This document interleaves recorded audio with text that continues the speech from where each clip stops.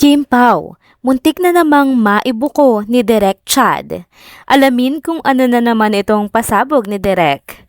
Kuya Alan, kanino nga bang bodyguard?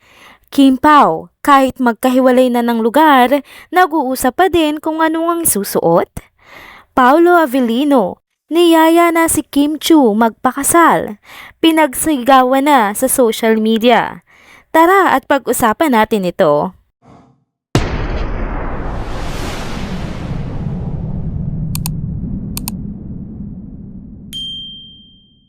Hello mga ka-trenders! Welcome back muli sa ating channel. Kung bago pa lamang kayo dito, huwag niyo nang kalimutang mag-like, mag-subscribe at i-hit na din ang bell notification para lagi kayong updated sa mga balitang trending at napapanahon. Lagi ngang bantay sarado ang mga mata ng netizen sa mga ilalabas na pasabog ni Direk Chad patungkol sa Kim Pao. Matatandaang sa kanya din nga nanggaling ang impormasyon na sobra ng komportable at close nila Kim at Paulo sa isa't isa hanggang dumating na nga sa nag-aantayan pang dalawa sa set na matapos ang mga ginagawang eksena ng isa't isa kahit na nga pack up na at tapos na ang isa sa kanila. Kahapon nga ay may isang pasabog na naman ang kumalat sa social media nang muntika na itong si Direk Chad madulas na may relasyon na nga ang Kim Pao. Ikaw Direk Chad ha, tinotodo-todo mo ang pangbubuking sa Kim Pao. Ito nga ang nasabi niya sa naging panayam niya. Matagal pa ang tatahakin ng kanilang rel. Tapos, hindi niya na tinuloy. Tapos, sinegway niya na lang ng, sabi niya, ng kanilang work relationship and everything. Sinagot naman siya ng interviewer niya na, parang muntik mo nang sabihin relasyon Direk ha, muntik ka nang madulas eh. At yun nga, sinagot na lamang ni Direk Chad ng tawang ang atinuran ng nasabing interviewer. Naikwento nga din niya na lagi daw ngang niyayaya ni Paulo Avellino si Kim Chu para mag-read ng lines at doon nga ay nasasolo niya nga daw si Kim Chu. At ang madalas daw talagang magaya na makapag-usap silang dalawa lamang ay si Paulo Avellino. Sumunod na balita, magkahiwalay ngang naimbitahan si Kim Chu at Paulo Avellino kahapon sa dalawang events. Si Kim Chu nga ay naimbitahan sa Wata Wata Basaan Festival sa San Juan at si Paulo naman ay naimbitahan sa Bayan ni Juan Festival sa Quezon. Pareho ngang dinumog at pinuntahan ng madaming tao ang parehong event na pinuntahan ng dalawa at talagang kitang-kita na mahal ang bawat isa sa kanila ng mga fans nila. Pero kahit magkahiwalay nga ang dalawa ay may napansin pa din ang mga mapanuring mata ng mga Kim Pao fans. Isa na nga dito ay ang pagiging active daw di umano ng dalawa sa social media pag magkahiwalay sila. Napansin nga ng madlang people na panay-panay ang pagpo-post ng dalawa sa IG story nila kahapon na madalang nilang gawin nung magkasama silang umattend ng mga events nung nakaraang linggo sa iba't ibang probinsya. Napansin din ng mga netizens na kung ano nga ang kulay ng damit ni Kim Chu, ayun din ang kulay ng damit ni Paulo Avellino. Kahapon po mga ka-trenders ay pareho po silang nakaputi. Talagang kahit magkahiwalay ay color coordinated pa din sila. At ito nga ang pinakamaingay na tanong ng mga Kim Pao fans. Sino nga ba si Kuya Alan? Bakit nagsilbi siyang bodyguard ni Kim Chu sa San Juan ng umaga?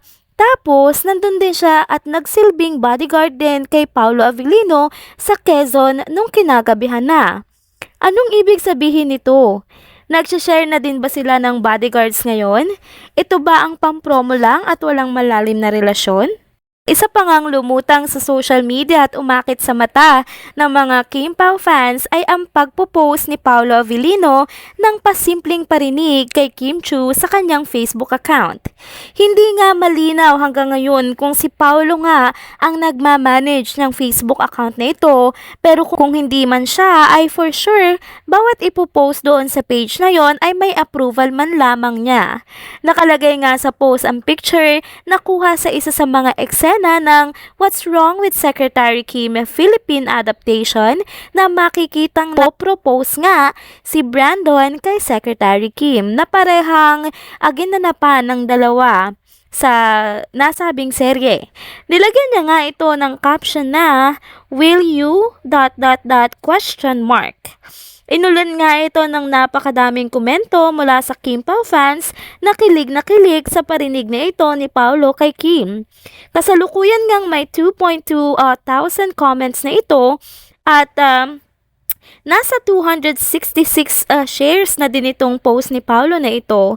Ito nga ang ilang mga comments na naisulat dito sa post ng ito. Sabi nga ni Lanlan, Oy, ituloy mo yung sentence mo, Paulo. Huwag mo kaming bitinin. Di pa nga kami nakakabawi ng puya to. Maawa ka naman. Love you, Kim Pao. Sabi naman ng isang Facebook user na ito na nasa Korean yung name.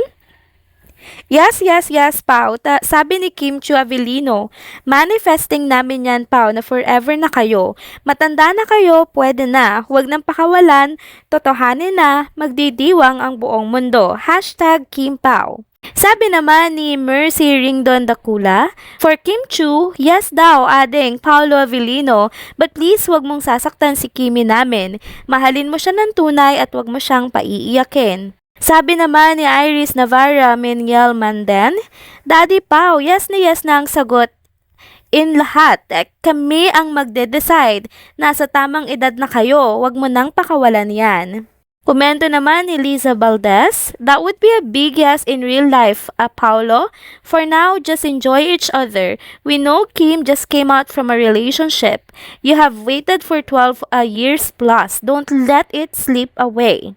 Sabi naman ni Pearl Jade Millones, be my girlfriend na ba? I feel it in my fingers. I feel it in my toes. Haha. Sabi naman ni Rhea Lato, ay, sano kayo na forever. Kim Pao, isa ako sa super happy. Nakaka-excite makita Little Pao at Little Kimi. Sabi naman ni Facebook user Lizelle BG, ituloy mo, Boss Paolo Avellino, ang tanong para hindi installment ang sagot ni boss mo, Kim Chu. At sabi naman ni Kylie Chloe Zoe, Paolo Avellino, will you be my girlfriend, be my forever, be my wife, be my other half or partner in life, marry me, Kim Chu. Just say yes. Ay, kilig much. The two of you, it's a perfect match from heaven and destiny really works for both of you. Kim Pao is forever. Bago tayo muli magtapos sa video na ito, bigyan ko lang kayo muli ng short update patungkol sa standing ng Kim Pao sa Asian International Drama Award. As of this date at 9:54 AM, si Kim Chu pa rin po mga ka-trenders ang nangunguna at 64.45%. Ito nga ay yung pagganap niya sa linlang at ang pumapangalawa naman sa kanya ay si Nadine Lustre na may 16.56%. At ang pangatlo pa rin po sa top 5 ng listahan nito ay si Paolo Avellino po sa teleseryeng Linlang din at meron na siyang 12.32%. At pang-apat nga po si Krisha Viaje at ang bago pong pumasok sa top 5 ay si Rian Ramos. And there you have it mga ka-trenders, dito na po muna nagtatapos ang ating isa na namang trending video update.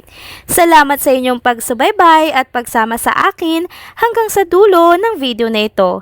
Pero bago kayo umalis, huwag niyo pong kalimutang mag-like, mag-subscribe at i-hit na din ang bell notification para lagi kayong updated sa mga balitang trending at napapanahon. Feel free also to leave your comments below at mababasa po natin yan at pag-uusapan. See you on my next one. Paalam!